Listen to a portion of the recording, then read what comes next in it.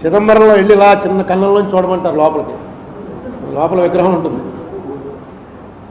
అది చూసిన తర్వాత పక్కవాడికి చెప్పకూడదు ఏం చూసావు. చిదంబరం రహస్యం అంతే. ఇది కూడా అంతే. ఇది ఎవరికి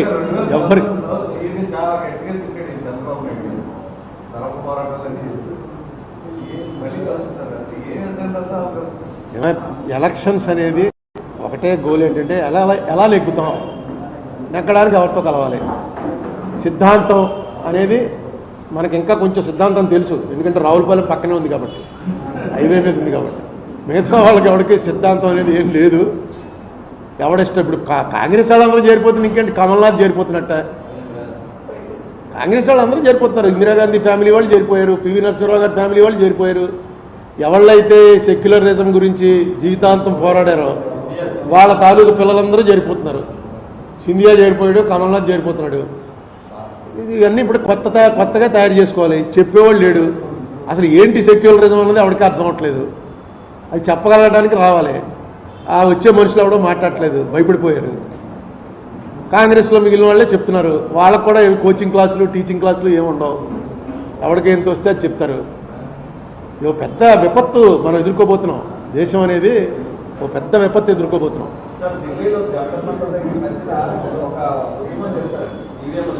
ఏమందు అవును, బ్యాలెట్ పెట్టమని అది ఎప్పటి నుంచో జరుగుతుందండి.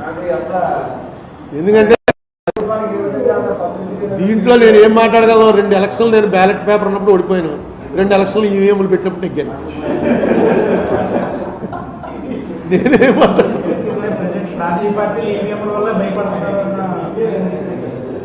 ఏమో, నాకెవరో ఒక బాగా పెద్ద ఆయన ఇందులో ఎక్స్పర్ట్ అమెరికాలో ఉంటాడు.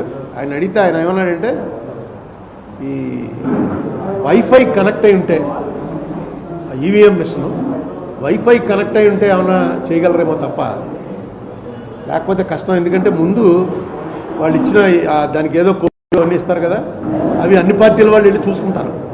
ఆ పార్టీలు కూడా ఎక్స్పర్ట్లనే పంపుతాయి. కాంగ్రెస్, తెలుగుదేశం, ఇది బీజేపీ వీళ్ళకి సంబంధించిన టెక్నికల్ ఎక్స్పర్ట్ని పంపుతాయి. మరి అక్కడ ఢిల్లీలో చూసుకుంటారో అక్కడ చూసుకుంటారో అదే. అందుకని ఈవీఎంలకు వ్యతిరేకంగా మాట్లాడలేదు, మోడీ గారికి వ్యతిరేకంగా అయితే మాట్లాడలేదు. ఈవీఎం అనేది నాకు తెలియదు నిజంగా, అది ఎలా ఉంటుంది ఏంటి అది అక్కడ వరకు తెలుసు. కానీ ఎవడో చెప్పాడు ఇక్కడ నొక్కితే మీరేమో నొక్కితే అది ఫ్యాన్ మీదకి వెళ్తుందండి, ఫ్యాన్ మీద నొక్కితే సైకిల్ మీదకి వెళ్తుందండి, అలా ఇస్తారు ఫీడింగు, అలా చేయొచ్చు. కానీ వైఫై కనెక్షన్ లేకుండా అది సాధ్యం కాదు. ఏదైతే మొట్టమొదటి ఒక ఇది ఇచ్చేస్తారో ప్రోగ్రామ్ ఇచ్చేస్తారో ఆ ప్రోగ్రామింగ్లో ఏ ప్రోగ్రామ్ ఇచ్చారో అదే వస్తుంది, మధ్యలో మార్చడానికి కుదరదు అని ఒక ఆయన అన్నాడు. ఇందులో రోజు రోజుకి మారిపోతున్నాయి. ఇప్పుడు ఆర్టిఫిషియల్ ఇంటెలిజెన్స్ చూడు, అసలు ఆర్టిఫిషియల్ ఇంటెలిజెన్స్ పెడితే మొన్న సుప్రీంకోర్టులో అదే అనుకున్నాను నేను. ఈ సుప్రీంకోర్టులో ఉన్న కేసులన్నీ కూడా 2 రోజుల్లో ఫైనల్ అయిపోతాయి. ఆర్టిఫిషియల్ ఇంటెలిజెన్స్ కప్ చెప్పేస్తే వెంటనే వచ్చేస్తుంది జడ్జిమెంట్.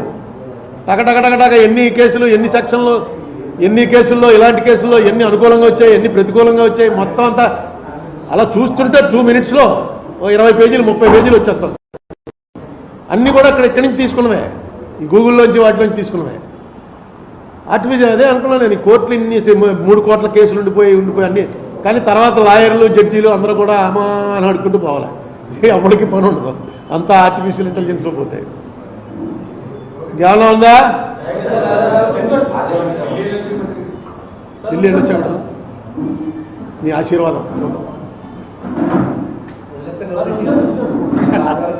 ఆదివారం ఏమైనా మటన్ అది కూడా తింటావు కదా, నీ చేపలు చేయించా. నీకెందుగా ఆదివారం అయితే ఏంటి?